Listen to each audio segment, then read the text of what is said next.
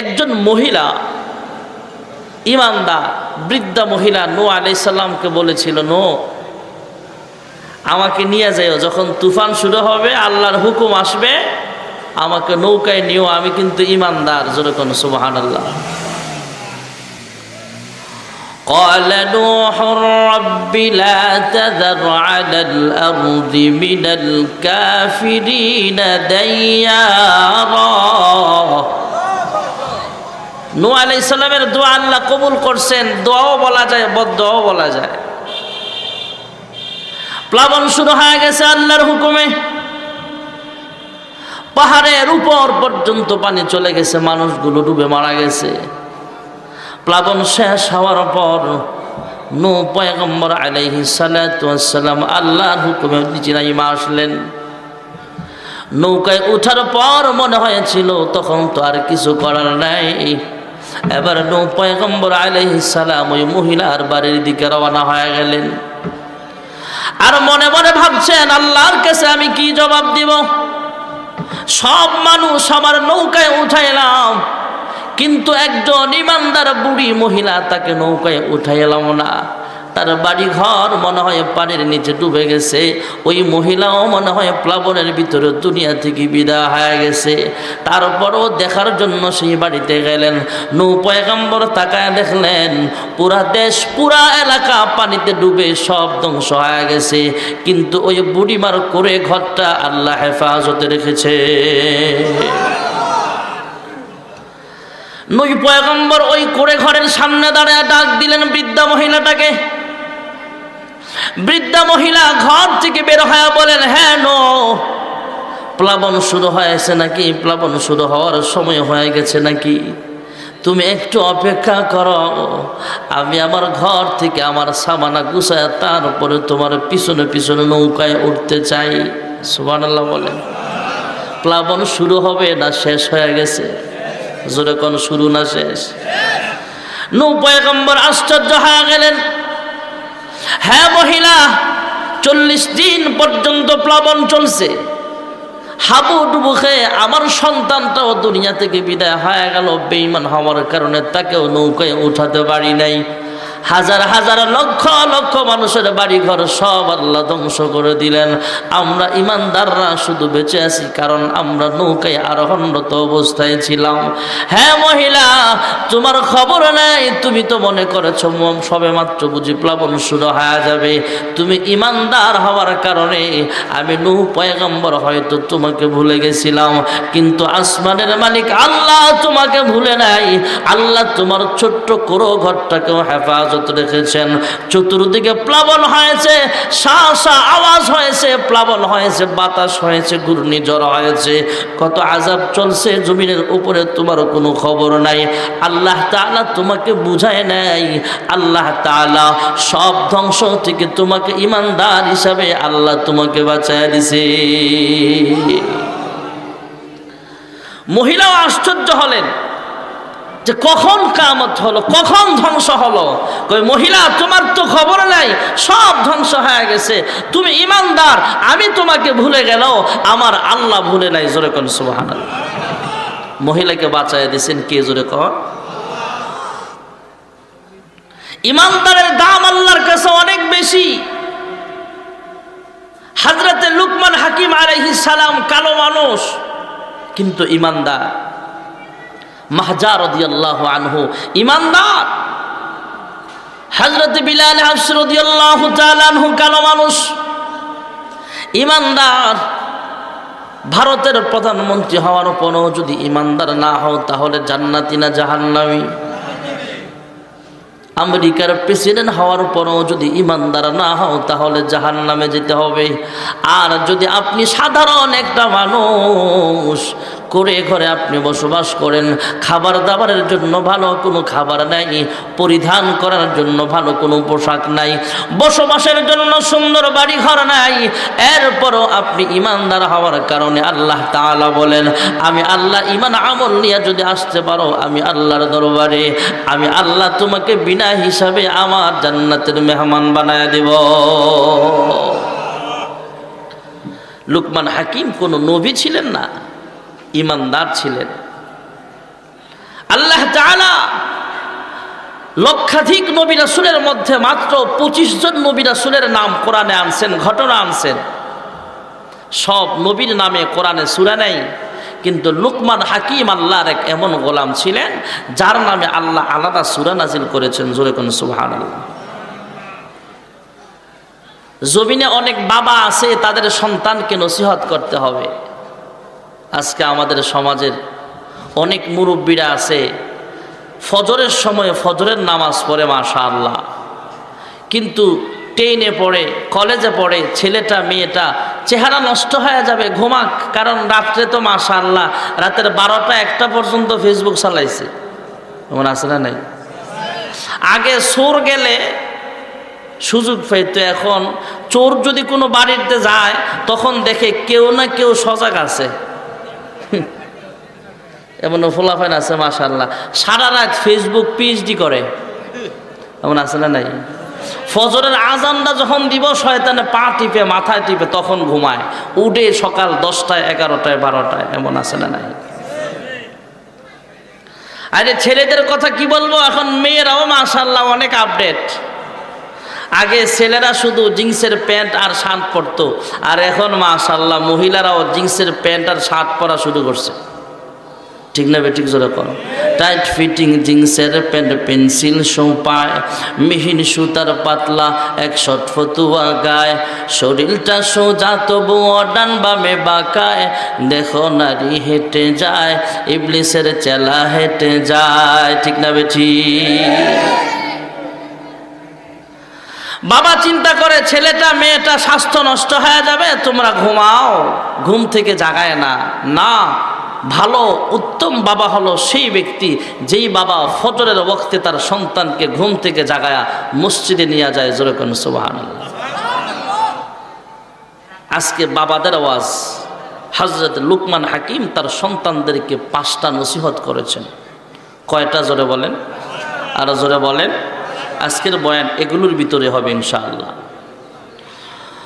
وَإِذْ قَالَ لُقْمَانُ لِابْنِهِ يَا بُنَيَّ لَا تُشْرِكْ بِاللَّهِ إِنَّ الشِّرْكَ لَظُلْمٌ عَظِيمٌ।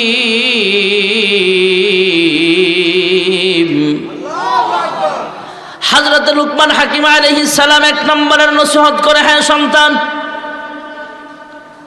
আমার বাঁচানে ওয়ালা আল্লাহ, মরণ দেওয়ার মালিক আল্লাহ, আমার রিজিকের মালিক আল্লাহ, আমার শক্তি দিয়েছেন আল্লাহ, কথা বলার জবান দিয়েছেন আল্লাহ তাআলা, আমার হাতের মালিক আল্লাহ, সব কিছুর মালিক আল্লাহ। অতএব আল্লাহর সাথে কাউকে শরীক করবা না। জোরে কোন সুবহানাল্লাহ। শিরিক গুনাহ মারাত্মক ধরনের অপরাধ, যেই অপরাধটা আল্লাহ অপছন্দ করেন। 2 নম্বরের নসিহত করলেন, হ্যাঁ সন্তান, ইয়া বুনাইয়া আকিমিস সালাতা ওয়া আমুর বিল মা'রুফি ওয়ানহা আনিল মুনকার ওয়াসবির আলা মা আসাবাক ইন্না যালিকা মিন আজমিল উমুর।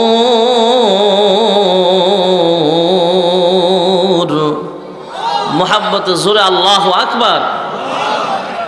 আপনি কি আবার বক্স লাগাইছেন নাকি? যারা মাহফিলা এখন নাই, চলে গেছে অনেকে, এরা যাতে বুঝে আমরা একবারে প্যান্ডেল খালি না, আমরা কিছু লোক এখানে নাই না আছি। জোরে আল্লাহু আকবার, আরো জবান খুলে আল্লাহু আকবার। হযরত লুকমান হাকিমের 1 নম্বরের নসিহত, আল্লাহর সাথে শরীক করা যাবে না। কিন্তু আমাদের দেশের কিছু মায়েরা, মাঝে মাঝে বলি, কলা গাছ খাইছে জিরে। আমাদের দেশের অনেক মানুষের ইমান খাইছে ভণ্ড পীরে।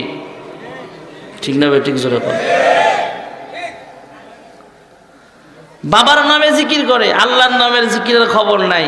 আমাদের দেশে জিকিরের পার্টি আছে, মাগার জিকির নাই। ঠিক না বেঠিক? জোরে বলে। আবার যাওয়ার সময় গানও গায়, দয়াল বাবা কেবলা কাবায়ানার কারিগর, এমন আছে না নাই? এটাকে একটু আপডেট করে মাঝে মাঝে আমরা বলি, তোর বাবা ভণ্ড বাবা লাগে আমার ডর, ফেরেশতারা গুরজু মারবে কবরের ভিতর বাবারে।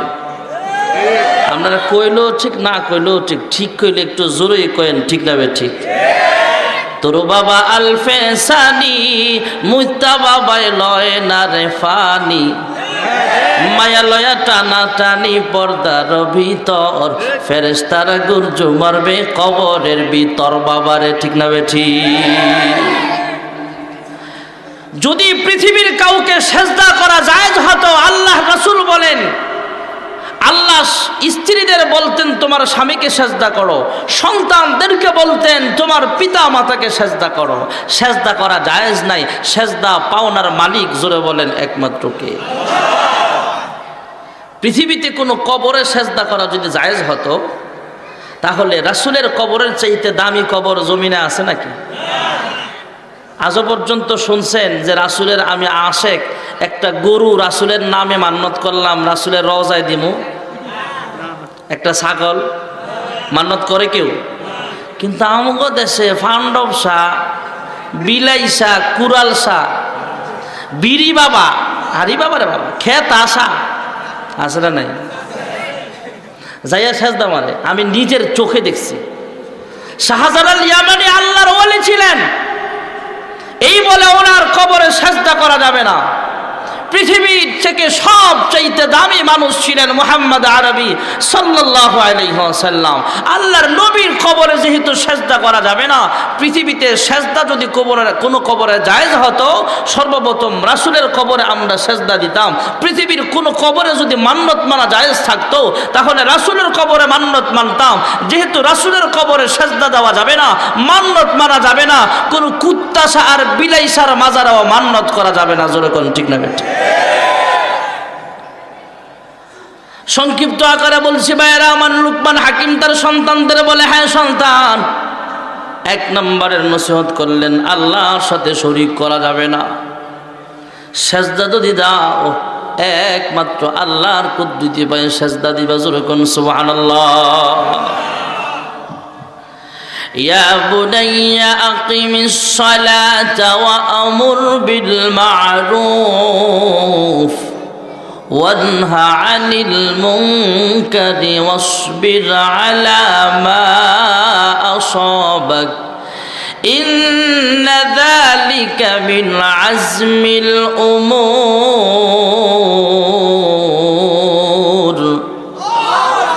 আল্লাহ তাআলা লুকমান হাকিমের নসিহতগুলো সুন্দরভাবে কোরআনে উল্লেখ করেছেন। কিয়ামত পর্যন্ত যত বাবা তার সন্তানকে নসিহত করবে, তারা যেন এইভাবে নসিহত করে, হে সন্তান, আল্লাহর কুদরতি পায়ে সেজদা দাও, আল্লাহর সাথে শরীক করবা না। 2 নম্বরের নসিহত হলো 5 ওয়াক্ত নামাজ আদায় করবা। জোরে কোন সুবহানাল্লাহ। যারা আমরা বাবা আছি, আমরাও আমাদের সন্তানকে নসিহত করব, হে সন্তান নামাজ পড়ো। জোরে কোন সুবহানাল্লাহ। আপনি একজন দোকানদার মানুষ, আপনি একজন কৃষক মানুষ, কৃষি কাজে ব্যস্ত হয়ে গেলেন। হঠাৎ করে মসজিদের মিনারায় আজান চলে আসছে, আজানের আওয়াজ কানে পৌঁছে গেছে। আপনিও নামাজ পড়বেন, পাশের কৃষক ভাইকেও নামাজের দাওয়াত দিবেন, এটা হলো দায়ীর কাজ।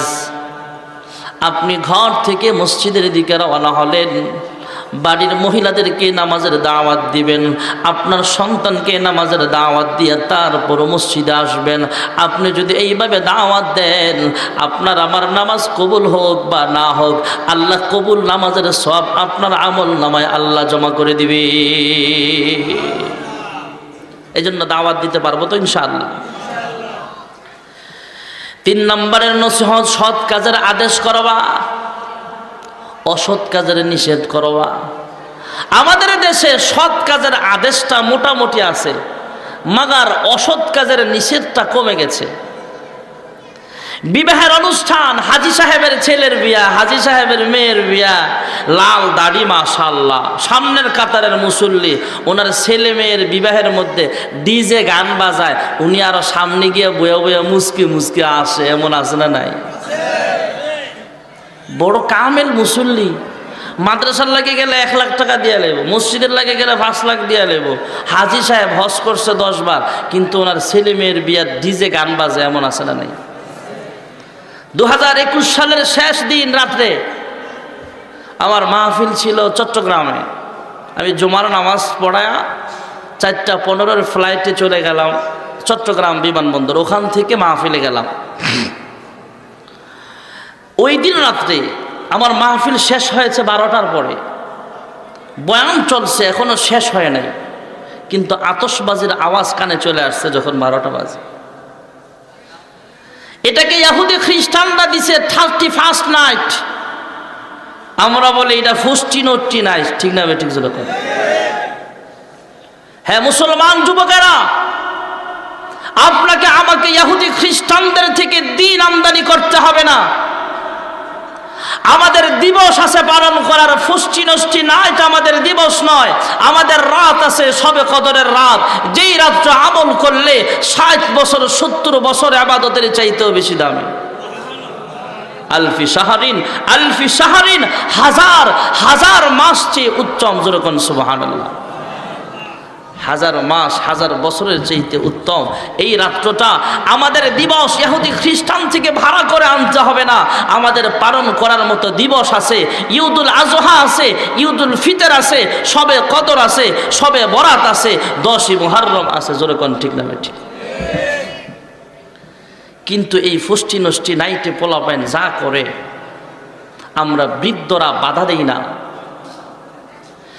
এই জন্য লুকমান হাকিম বলেন, লুকমান হাকিমের কথাগুলো আল্লাহ কোরআনে নোট করেছেন। ইয়া বুনাইয়া আকিমিস সালাতা ওয়া আমুর বিল মা'রুফি ওয়ানহা আনিল মুনকার। হ্যাঁ সন্তান, নামাজ পড়বা, সৎ কাজের আদেশ করবা, অসৎ কাজ দেখা দিলে বাধা দিবা। 4 নম্বরের নসিহত হলো অসৎ কাজে বাধা দিবা। আর 5 নম্বরের নসিহত হলো সৎ কাজের আদেশ করতে যায়া অসৎ কাজের নিষেধ হতে যায়া জেলখানায় আবদ্ধ হওয়া লাগতে পারে, মানুষের মার খাওয়া লাগতে পারে, মানুষের হুমকি ধমকি দেওয়া লাগতে পারে। আল্লাহর কসম, হক্কানি উলামায়ে কেরাম জেল জুলুমের পরোয়া করে না, হক কথা বলেছিল বলেই যাবে, যেরকম ঠিক না বেঠি।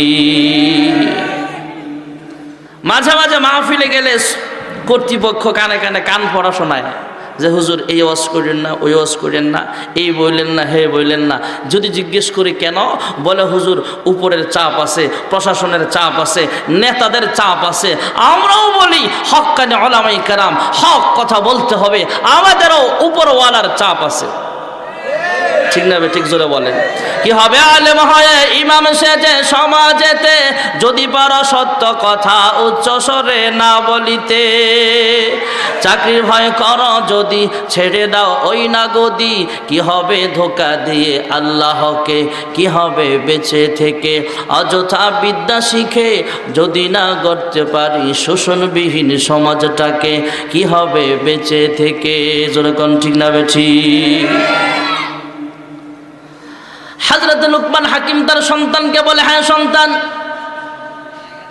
সৎ কাজের আদেশ অসৎ কাজের নিষেধ করতে গেলে বাধা বিঘ্নতা আসতে পারে, হামলা মামলা আসতে পারে। এই বিপদের সম্মুখীন যখন হবা, আল্লাহর শুকরিয়া আদায় করবা।